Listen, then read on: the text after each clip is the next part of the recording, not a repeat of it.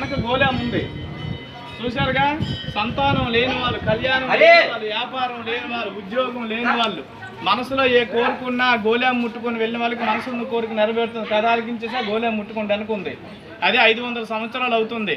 పూర్వం ఇక్కడ కుమ్మన్ నాగన్ అనేవాడు ఉండేవాడు. ఆ కుమ్మన్ నాగన్నకి 60 ఏండ్లు అయిపోయింది. ధనం ఉంది, ఐశ్వర్యాలు ఉన్నాయి, కానీ సంతానం లేదు. శివ నాకు 60 ఏండ్లు అయిపోయింది, సంతానం కలిగినట్టుగా అయితే మట్టి గోళం ఇస్తామని మొక్కున్నాడు. 60 ఏండ్లు కూడా సంతానం కూడా కలిగింది. నదికి వెళ్ళాడు, మట్టిని తీసుకొచ్చాడు. కాలుతో పిసకుండా చేతులతో మర్దంచి 2 మట్టి గోళాలు తయారు చేసుకొచ్చాడు. అన్ని ద్వారం దాటే కానీ లోపల ద్వారం దాటలేదు. గోళం చూస్తే పెద్దది, ద్వారం చూస్తే చిన్నది. అది పని వాళ్ళతో భాగాన్ని ఇచ్చాడు.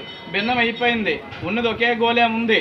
శివ తెలుసో తెలియకో కుల ప్రమాణం లేకంటే గోళం తయారు చేశాను. నాకు 60 ఏండ్లో సంతానం ఇచ్చావు. నువ్వు ఇచ్చిన పిల్లవాడికి నేను తీసుకున్నా, నేను ఇచ్చిన గోళం నువ్వు తీసుకోలేదని కోపం చేత పిల్లవాడిని పడిసి వెళ్ళిపోయాడు. ఇక్కడ దినానికి ఒక అర్చకుడు కూడా తాళం వేసుకుని ఇంటికి వెళ్ళిపోయాడు.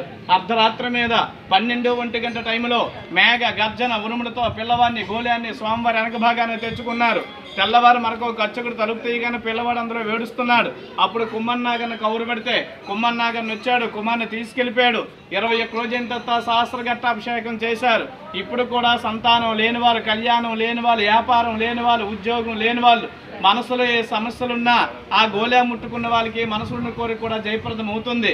ముఖలింగేశ్వర స్వామి చూశారు కదా, స్వయంభులింగం, వేణుగంగా నది స్నానం, అష్టలింగ ప్రదక్షిణం, ముఖలింగం ముఖం దృష్ట్వా పునర్జన్మ నవేచితే, పవిత్రమైన వంశధార నదికి వెళ్ళి స్నానం చేసుకొని అష్టలింగాలు దర్శనం చేసుకొని ముఖలింగేశ్వర యొక్క దర్శనం చేసుకున్న వాళ్ళకి మోక్షం ఇచ్చే లింగం శ్రీ ముఖలింగేశ్వర స్వామి.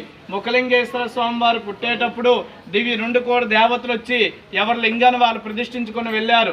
అందుకు వేణుగంగ అంటే పవిత్రమైన ఎదురు బొంగులో వస్తుందన్నమాట.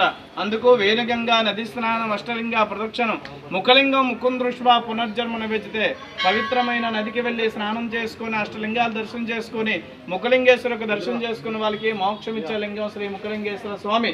ద్వాపర యుగం కలియుగ ప్రారంభం. సంపూర్ణంగా మీ కుటుంబం 30 మంది బ్రాహ్మణులు ఉన్నారు, ఎవరికి జీతాలు లేవు. మీలాంటి వాళ్ళు ఇచ్చేది 30 మంది కూడా పట్టుపోయించుకోవడం మీ దయ. శతమానం భవతి శతాయు పురుష సేవేంద్రయే ఆయుష్యేవేంద్రయే. ప్రతి మీ సంతోషం. ఎవ్వరికి 30 మందికి శాలరీ లేదు. మీలాంటి వాళ్ళు ఇచ్చేది